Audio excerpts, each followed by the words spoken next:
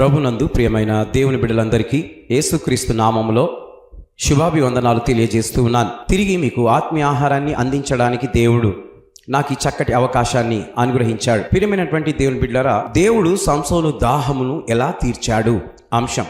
సంసోను తన సొంత జనులు 2 క్రొత్త తాళ్లతో బంధించి ఫిలిష్తీయుల చేతికి అప్పగించారు. అప్పుడు సంసోను మీదికి దేవుని ఆత్మ బలముగా వచ్చినప్పుడు తన చేతులకు కట్టబడిన తాళ్ళు అగ్ని చేత కాల్చబడినట్లు జనపానార వలె నాయను అని వాక్యంలో వ్రాయబడి ఉంది. సంకెళ్ళు అతని చేతుల మీద నుండి విడిపోయాయి. అప్పుడు సంసోను మీదికి 1000 మంది ఫిలిష్తీయులు దండెత్తి రాగా గాడిద యొక్క పచ్చి దవడ ఎముకను పట్టుకొని యుద్ధము చేసి తాను ఆ 1000 మందిని హతమార్చినట్లు అనగా చంపినట్లు వాక్యంలో మనము చూడగలం. అది కాకుండా వాటిని 2 కుప్పలుగా వేవేరుగా చేసినట్లుగా బైబిల్ గ్రంథంలో రాయబడ్డది. అప్పుడు సంసోనుకు దాహము వేసి దేవునికి ప్రార్థన చేశాడు. అయ్యా, మరి ఇంత మందిని చంపాను, నీ శక్తి చేత నాకు దాహం వేస్తుంది, ఎక్కడ నాకు దాహం తీర్చబడుతుంది అని తను దేవునికి ప్రార్థన చేసినప్పుడు దేవుడు లేహిలోనున్న గోతిని చీల్చగా దాని నుండి నీళ్లు బయలుదేరాయి. అతడు త్రాగిన తర్వాత ప్రాణము తెప్పరిల్లి బ్రతికాడు. కాబట్టి దాని పేరు నేటి వరకు ఎల్వాకోర్ అని అనబడుతూ ఉంది. అది లేహిలో ఉన్నది.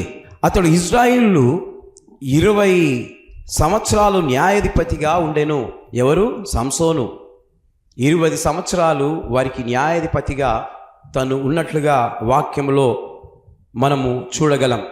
న్యాయాధిపతుల గ్రంథం 15వ అధ్యాయం 18 నుండి 20 వచనాలలో ఈ మాట వ్రాయబడి ఉంది. కనుక ప్రియమైనటువంటి దేవుని బిడ్డలారా, మరి దేవుడు బలమైన ఆత్మ తన మీదకి వచ్చినప్పుడు ఎంతమందిని చంపాడండి? 1000 మందిని చంపగలిగాడు. ఆ బలము దేవుడిచ్చాడు. ఈరోజు బలహీనంగా ఉన్నావా? దేవుణ్ణి అడుగు. దేవుడు నీకు ఆ బలమైన ఆత్మను అనుగ్రహిస్తాడు. దేవుని మాటలు దీవించి ఆశీర్వదించునుగాక.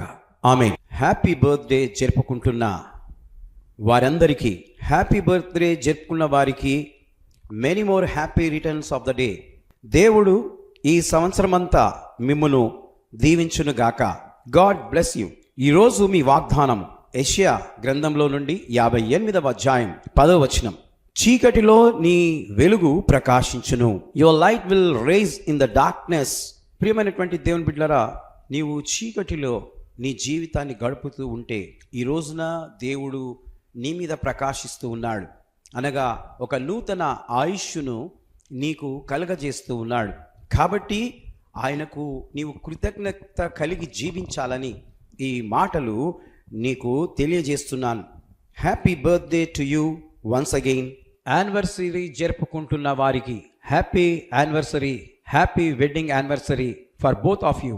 దేవుడు ఈ సంవత్సరం అంతా మిమ్మును ఆశీర్వదించునుగాక. పిల్లలు గలవారైతే మీ పిల్లలను దేవుడు దీవించునుగాక.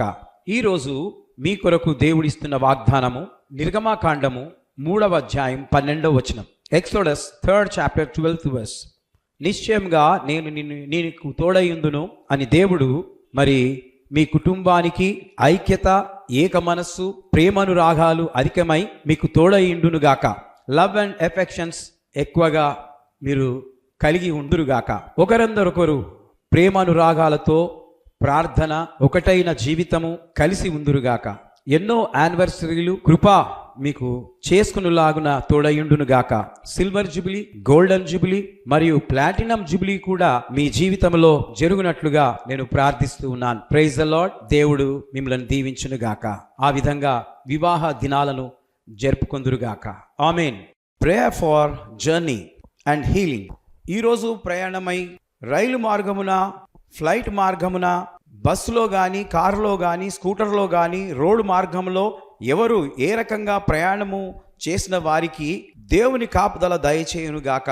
ప్రభువా, అలాగే అనారోగ్యంతో హాస్పిటల్లో ఐసీయూలో ఉన్న, గుండె నొప్పితో బాధపడుతున్నవారు, కడుపు నొప్పితో బాధపడుతున్నవారు, కాళ్ల నొప్పితో బాధపడుతున్నవారు, cancer, AIDS, TB, ulcer, hernia మరియు జ్వరము, జలుబు, దగ్గు, కిడ్నీ ప్రాబ్లం, లివర్ ప్రాబ్లం, ఎముకల ప్రాబ్లం, తో బాధపడుతున్న వారందరి కొరకు యేసుక్రీస్తు నామములో వారికి స్వస్థత కలుగునుగాక అని ప్రార్థిస్తున్నాను.